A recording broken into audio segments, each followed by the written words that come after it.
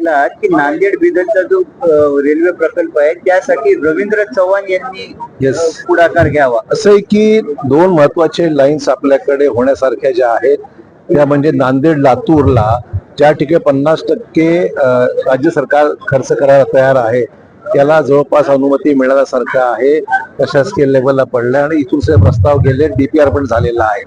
आता फक्त राहतो तो नांदेड बिदरचा विषय असा आहे की कर्नाटक सरकारने अद्यापही पैशाच्या त्याच्यामध्ये जे काही कॉस्ट शेअरिंग आहे, पैशाचा खर्च जो होणार आहे तिथे त्याच्यामध्ये आपला वाटा 50% उचलावा अशी अपेक्षा होती, पण त्यांनी नाकार कळवलेला आहे। आणि म्हणून आम्ही ह्यांना म्हणालो आज की रवींद्र चव्हाणांना म्हणलं की आपण पुढाकार घ्या, आम्ही आहोत आपल्याबरोबर, काँग्रेस सरकार त्या ठिकाणी कर्नाटकमध्ये आहे, मी पण जरूर प्रयत्न करेन, तर त्यांनी पुढाकार घ्यावा म्हणजे बिदरचा आपला जो मार्ग आहे तो मार्ग, दोन्ही लाईन्स आपल्या ज्या आहेत नांदेड लातूर नांदेड बिदर या दोन्ही महत्वाच्या आहेत। नांदेड लातूर मार्गी लागतंय, नांदेड बिदर अद्याप मार्गी लागलेलं नाही।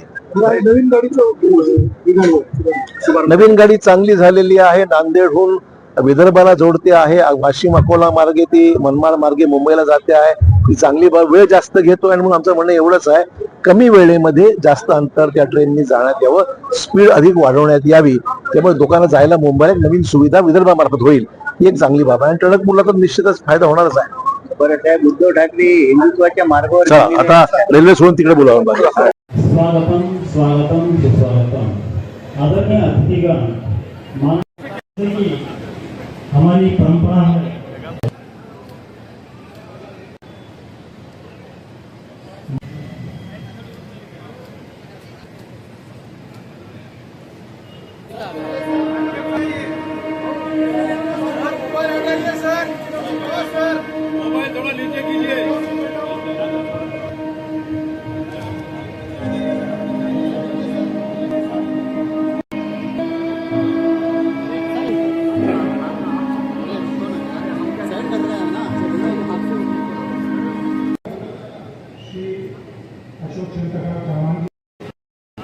गुरु गोविंद सिंह जी महाराष्ट्र के लोक नेता मध्य रेलवे की ओर से